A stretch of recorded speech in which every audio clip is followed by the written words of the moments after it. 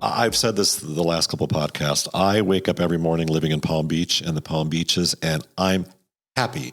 It's beautiful. It's sunny. The people are nice. It's gorgeous. Within 5 square miles between the island of Palm Beach, you've got great art. You've got great restaurants. You've got great museums. Sure You have wonderful people. And one of these, oh, by the way, this is Doug Evans. I'm the president and CEO of the Palm Beach Chamber of Commerce. This is your Palm Beach Guide with me today. I love the arts. You in one of our podcasts, you met Joanne Burko, the Ben Zeiton Center, which is an amazing glass-blowing place. But I have something that's so near and dear to me, which you'll hear about in a second, and why I'm so passionate about this. I have with me Colleen Smith, who is the impresario, the founder of Ballet Palm Beach. And I've always said, no city is a great city without a symphony orchestra or a ballet company. And an opera.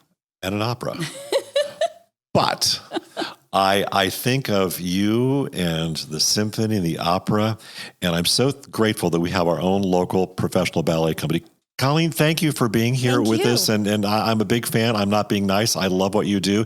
Tell me about your journey. Did you start out as a dancer with a company before you put all this together? So where are you from, and what did you do? And I love dancers because they're athletes. So tell me you. Okay. Well, I started dancing when I was a little girl.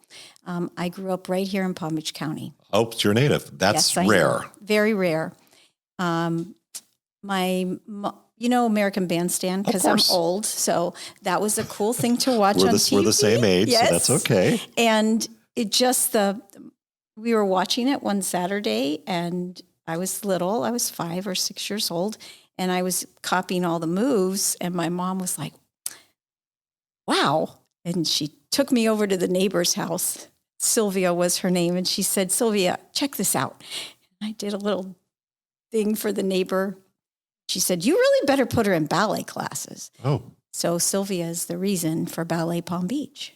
Wow. Because that was the beginning. So where'd you go to ballet class at that time? Well, there was a local studio, and I went there until I was 16. And then I moved away because there wasn't advanced enough training, so I went away to Washington School of Ballet. Wow, and trained great there. School. Mm-hmm. Great school. It was a very, very prestigious boarding high school for ballet dancers, and I was very lucky to attend that school. And then over time, my journey led me back to Palm Beach County, following some years of professional dancing, but not so much. That's not really my calling. I have too much nurturing, want to train people. But you danced on stage. Oh, of course I did. In the ballet companies. A lot of times, yes. And what were some of the ballets you danced in? The normal canon, basically? Yes, exactly. Lots of Swan Lake. I must have been in lots of Swan Lakes. Nutcrackers? Yes, but not until I was older. It wasn't part of my childhood training experience. I did a lot of Swan Lakes down in Miami and all over. But my calling truly has been to be a teacher and then the director. Very blessed to do that. I love the stage, but I'm glad someone else is on it. I'm happy to speak on it. Yeah, stand in front of the curtain. You and me both now. That's where I'm in my life also. So, but that's an art creating what you've done here. The Nutcracker, when the Hartford Ballet existed, which doesn't anymore. Yes. Michael Utoff, when I was there, was the artistic director. He just turned 80 a few weeks ago, by the way. Oh, my goodness. Well, happy birthday. So I'm on one of the social media things. I think I was Herr Drosselmeyer in one of their ballets, right? Wow. Did a stand and roll or something where you just smile and look like you know what you're doing in the tree and all stuff. But I found a love for it because I realized that whether I was the artist or not, it's athletic. It's creative. And I think that people think that ballet is like, oh, there's people jumping up and down. It's athleticism at its finest and its best with incredible years and years of training like you would in any other sport. Yes. And so when you decided to start Ballet Palm Beach, how long ago was that? I started the ballet school, which is what percolated the company 30 years ago. And you started your own school because you felt like the training academies weren't here to the level that you expected? Or I was teaching a lot in other schools and things like that. And I just felt like there was a way to train students that was more excellent. And a more caring way. You know, Caring. yes, it's very, very important to me that when children come into our school, that they are cared for, because it is so athletic. The way a child is taught, the syllabus that is used, the way they're trained is super important. It can't be hang a shingle and just because you were a dancer doesn't make you a teacher. So that was very important to me. And also, as a student who grew up during 60s, 70s, there was a lot of abuse going on. Absolutely, which we're just finding out in some cases decades later, Yes. by the way. Yes. So there was a lot of not just physical, but there was a lot of emotional abuse, and I wanted to cut that cycle. Wow. So I decided to open my own school, and it's been quite a journey. I had no idea when I started the school 30 years ago that it would turn into the only professional ballet company in Palm Beach County. Wasn't, you know how people will have, their 10-year plan, their 20-year plan, and that's the model of all successful businesses. My successful business and my journey has been one foot in front of the other. Well, that's the best way to take it, because when that happens, you can take each day as it comes. Yes. Clearly, you're an artist. You have a vision. And to have this vision, you're clearly also a businesswoman. Yes. And what I like about what you just said, many things, is that the care and nurturing of the artist. I think a lot of people are afraid to go into an artistic field for fear of the psychological abuse, that if you don't do this right, you just won't be good. Yes. And you're talking about an artist. Yeah. And then as a dancer, you're talking about an artist who's also an athlete. So you have these things that are, they're using their body to create their art. First of all, the training takes so many years. And so, of course, like I said, the physical training has to be carefully done. And while you're doing that, you're nurturing this little person. Yeah. We have to be very, very careful. And then even when they're fully developed artists, if they've come to us from another place, like they haven't been trained at our school, which is the case with most of our dancers, some of them have come up through our school. But you're dealing with the psyche of somebody who maybe wasn't brought up in that nurturing way. You have to cultivate their trust. There's so much that goes on to making certain that we aren't squashing the artist, but we're encouraging the artist, building them up, helping them to be the best they can be. Shaping. And if they have a career to go on to, if they decide to leave you at some point in time and absolutely go on to another company or and then, whatever they choose to do. Then they become ambassadors for us. Absolutely. And I find that fascinating. I was in a previous lifetime, they were trying to recruit me to run the Boston Ballet. Oh my gosh. Not once, twice, but 3 times.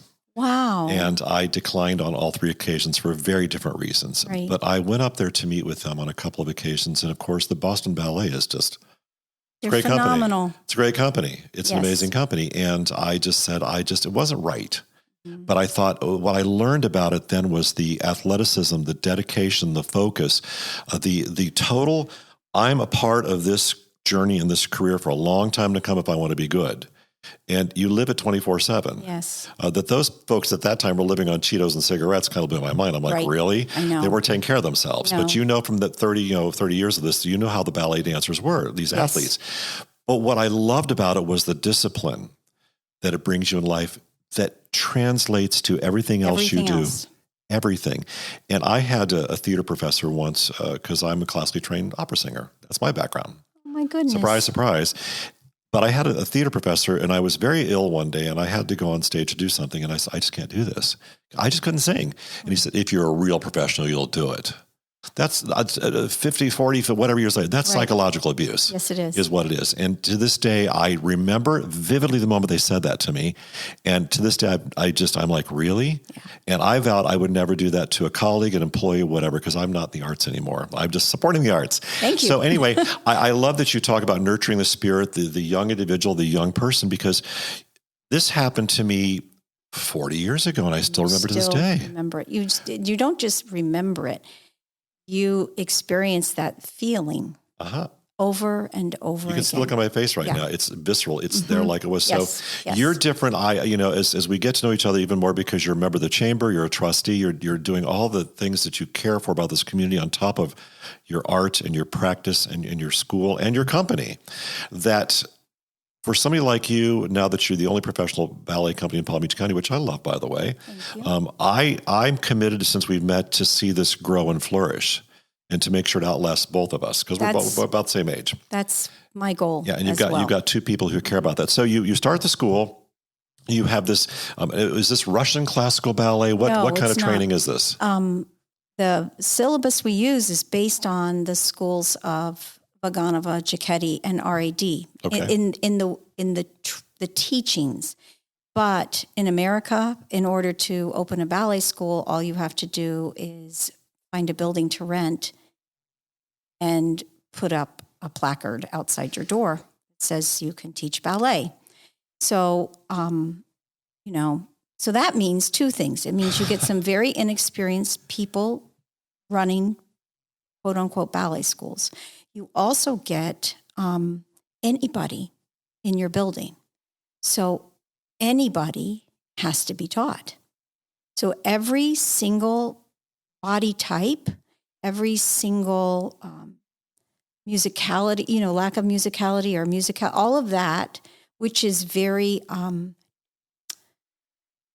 in the Vaganova school, in the RAD school, in the Cicchetti school, all of those schools of training, they all have, you have to test sort of to get in the school, right? So Got the it. Cuban school and the Russian school, all of those schools, they don't, and so therefore, if the child passes the test to get into the school, they'll be fine with that syllabus.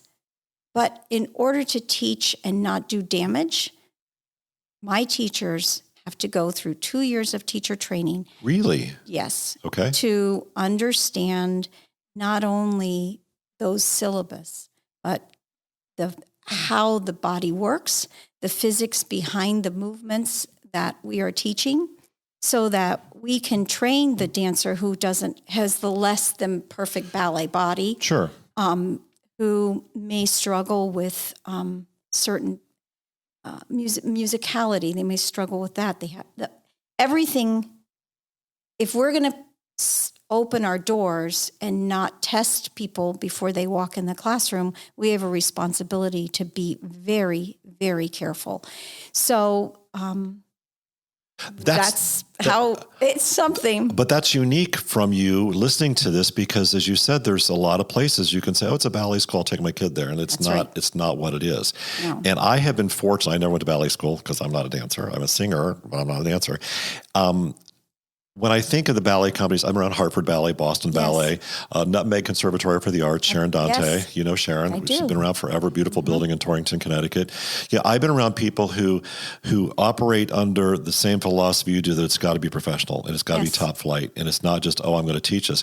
That you put your teachers through 2 years of training before they're allowed to do what they do best is remarkable. And as people are listening to this podcast, and I have to do my little station ID here. If you're just wondering who you're listening to, by the way, it's Doug Evans, President and CEO of the Palm Beach Chamber of Commerce. I'm here with Colleen Smith, who is the founder, the architect of Ballet Palm Beach, our local countywide professional, hopefully statewide, regional-wise, national professional ballet company. We're talking about the ballet company here. And so what I found instructive now, and I've learned this, is that you can just hang up a shingle and teach ballet. But as parents are listening to this, you have an obligation to make sure you're putting them in a good spot Yes. with people who know what they're doing, because you can damage the child forever, Yes. physically and mentally. Yes. There's no doubt about it. And to me, that just makes me angry to think that this Used to happens. make me very angry too. But you got past it. Well, And you're doing the right thing. Yeah, but it was the impetus for me opening my own school, because I had sworn I would never do that. And then with the school, you then morphed into a company. Yes. Well, what happened was we were serving. When you have a school, you serve the students of your school. Then you start to do performances. So now you're serving the community. So what was an inward focus starts to become an outward focus. And at the same time, we were using students from the school, of course, to create these almost professional productions. Almost professional. Okay. Almost professional.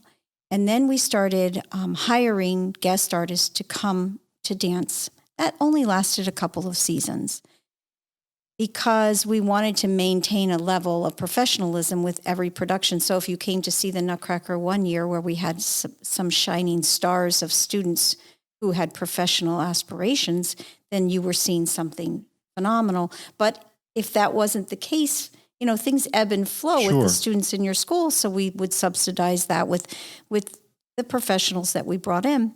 And we realized that by bringing them in, we weren't allowing our students to be mentored. They came in so quickly that they weren't being mentored. They were just rehearse, leave. Right. In rehearse, perform, leave. Right. Yeah.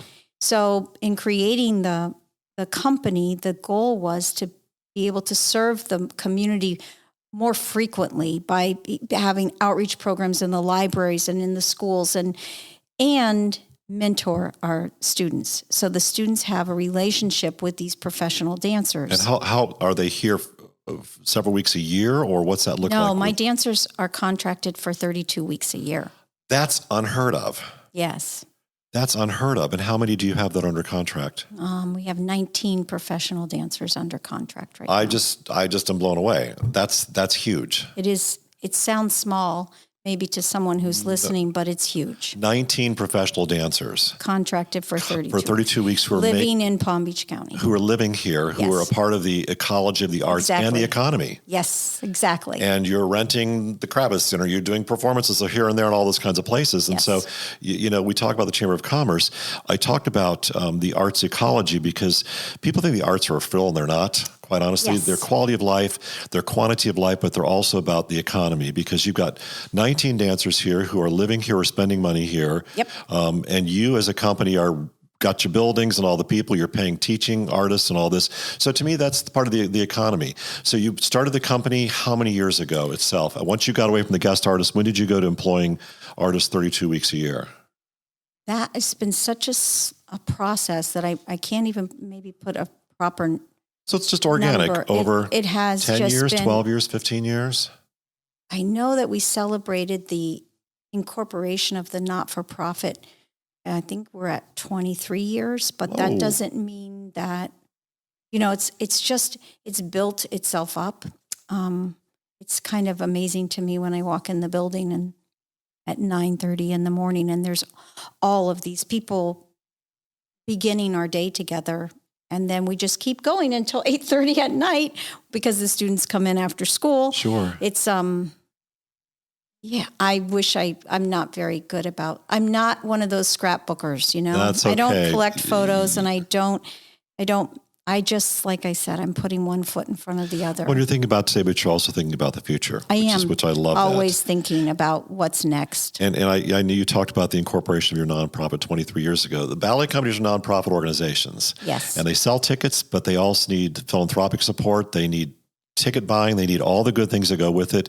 And I'm somebody who believes that, when you invest in the Ballet Palm Beach, you're investing in the lives of young people, artists and little ones and big ones and in between. Everything. And also here in the community. How many productions do you do a year? Not performances, but productions? Productions. How many do you do a year? 4 productions a year at the Kravis Center. We just finished Don Quixote in last weekend of October. Wow. And first weekend of December, we're there for a Nutcracker. Yay. We're doing Romeo and Juliet.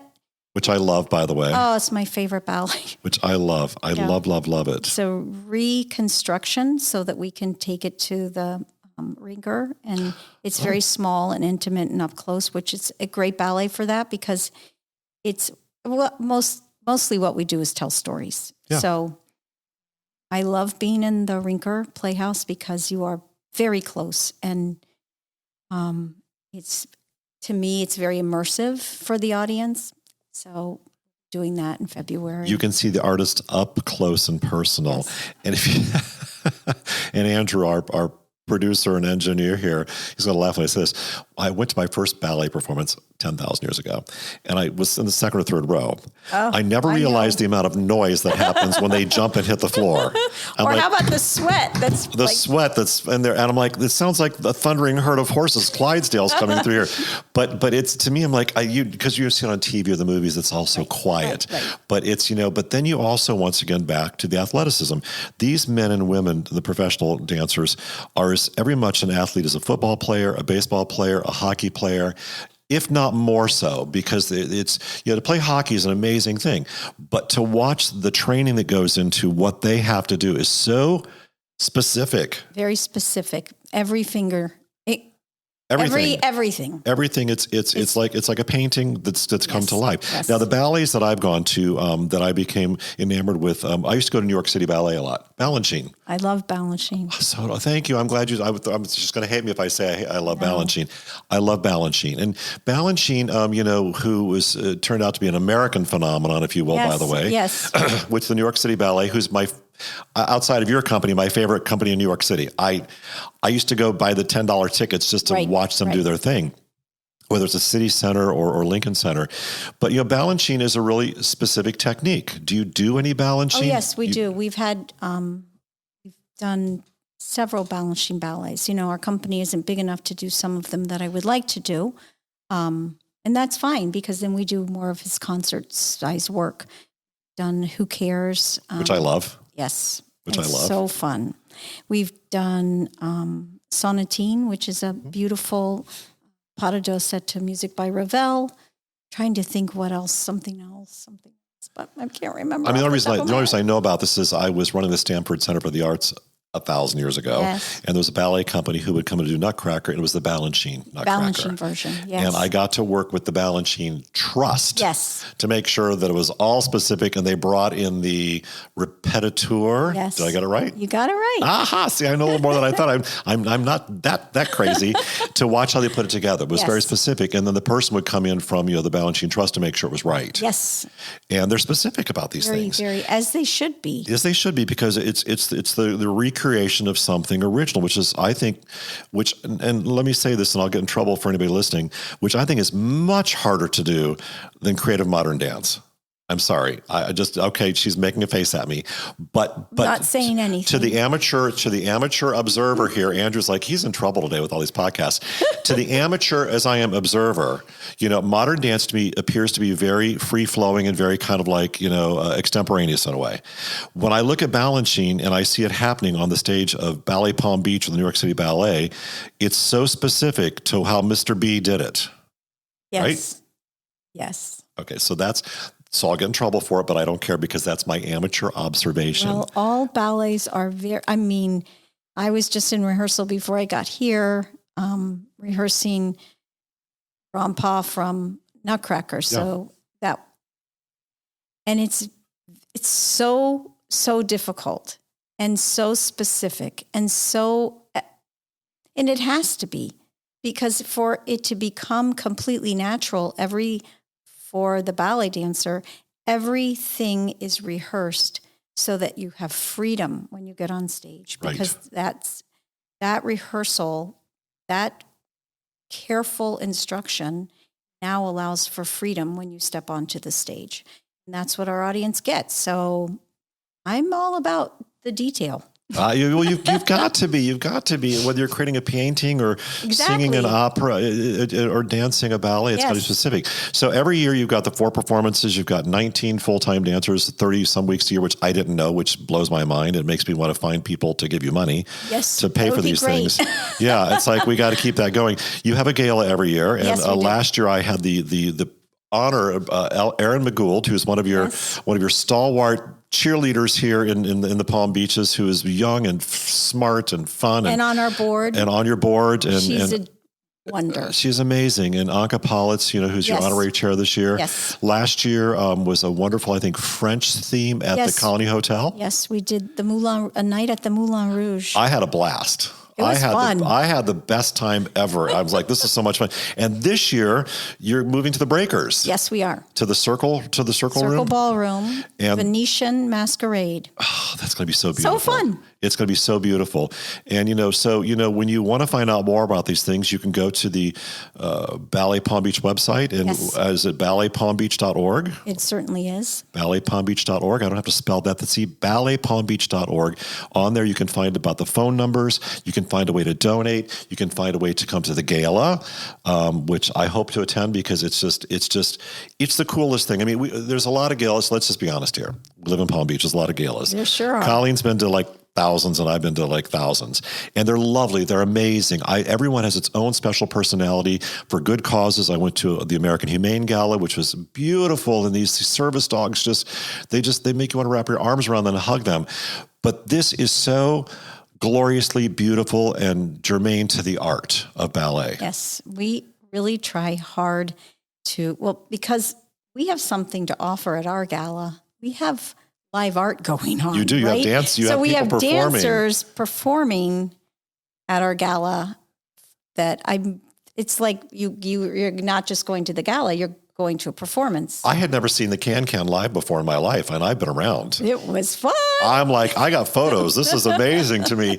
And the atmosphere you create with the decorations. And this sounds so so fluffy, but the truth is the money that's raised at your gala goes to your dancers and to your school and to the operations, because you've got overhead, you've got salaries, you got lots of stuff. I mean, ballet, for the listeners of this podcast, ballet is a very expensive art form. It is. I personally, as a former presenter running a big performing arts center, when I would present a ballet, what I paid for the artist fee, let's say it was $25,000 for the company to come into the ballet, it cost me another double that just to put it on. Right. Because it's a very expensive art form. I think it's more expensive than opera and symphony because of just the way it's constructed. I believe it is. And I know that's what it used to cost me. If I paid $100,000 for the Russian something ballet company, it was going to cost me $100,000 in technical side just to put it on. Yes. So it was double. So I just knew that going into it. So, Ballet Palm Beach is a charity. It's a nonprofit. You get a tax deduction. Yes, you do. You get the joy of seeing incredible dancers. I suspect if you ever wanted to go on a tour of the school and see what's going on, I'm sure Colleen or one of her staff members would welcome seeing you there. It's Palm Beach, and there's a lot of financial resource here, but we are seeing 1,000 people a day move to Florida. Isn't it? It's kind of amazing. And you're a native. It blows my mind. I've been here 30 years, either full or part-time.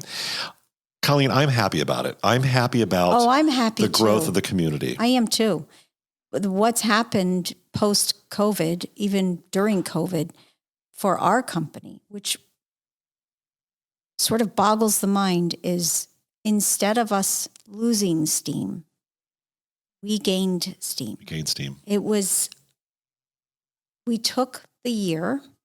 It was an unfortunate year for my dancers. So how'd you survive? What'd you do? What we did was when it was March of 2020. I remember it vividly. Yes, we were having rehearsal for an upcoming performance, which was 2 weeks away.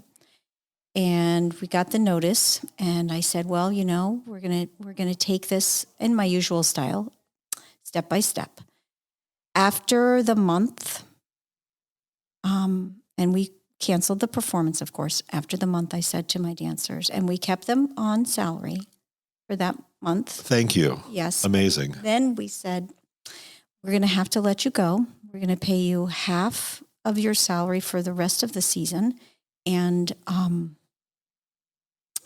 if you aren't from this area, if this isn't a place where you can comfortably be for the next, I don't know what's going to happen. So come to me, talk to me. We'll decide for you what's best.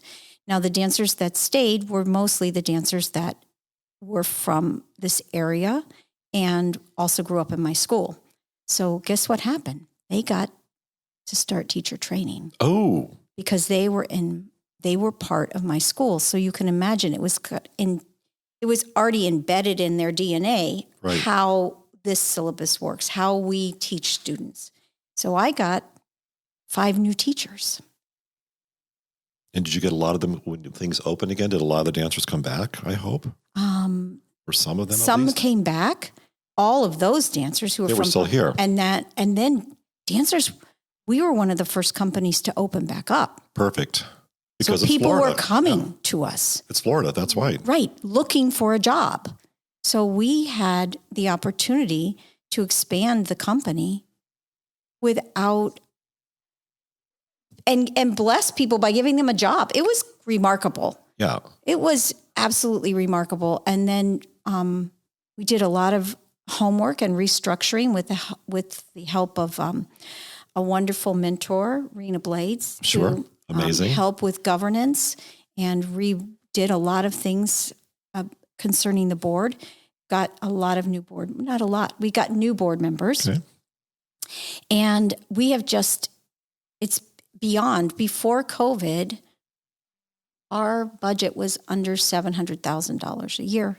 Okay. Okay. Now, this season, it's at $1 million. Whoa.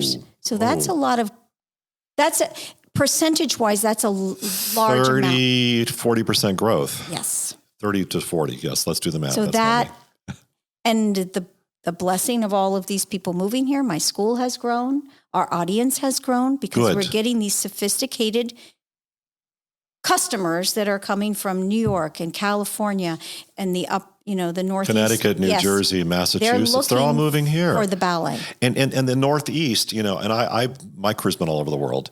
China for a couple of years, you name it, I've been there. There's something about the Northeast, which is where I spent a lot of my career, where it's in your DNA. You go to the ballet, you go to the symphony, you go to the opera. Even when you're like a little one, and we're being video recorded, you're little. Your first introduction to ballet is the Nutcracker, typically. Yes. And the little kids sit there like this. They're so excited. They don't know what to do. And they watch the tree, magical tree. And so it's more in your DNA, more so than it is, I think, in other parts of the country, except where there's a major metropolitan city. Right. Like a Seattle or Chicago or a Los Angeles or Houston, with the big companies, or DC. So that these people are migrating here for all the reasons we know, the sunshine, no income tax, all that good stuff. I think it's great to have, especially you think now, and I want to talk about this before we go, in West Palm Beach, the amount of young people who are highly educated moving here in the financial services sector is huge. And they're great for the economy. They get out, but they're also going to be the future of this region. I agree. And they will come to the ballet and they will go to the Kravis Center and all these good things. And so I share your joy I am. in the growth. I'm thrilled. I think our community, the region. Yeah, it's just because I grew up here when we were performing. I performed often with the opera when I was a student. What was the building? It wasn't the Kravis Center. It didn't exist. Where were you? The Leaky Teepee, as we used to call it. Oh, yes, over on PGA Boulevard, right? Corner of Palm Beach Lakes. Yes. And Congress. Oh, yeah, Palm Beach Lakes. I'm sorry. Right. Yes, and Congress. Yes. It was unbelievable. The circus would be there one week, and then the next week it was the opera. That's right. I forgot about that. Yeah, because the Kravis Center is only 25 years old. Exactly. So, I forgot all about that. Oh, you're right. The Leaky Teepee. It was something else. Interesting building on the outside, that's for sure. Exactly. Beverly Sills was there. Sure. It was the only place to perform in this area. It was something. That's hysterical. I mean, part of this is with you at the Kravis Center now.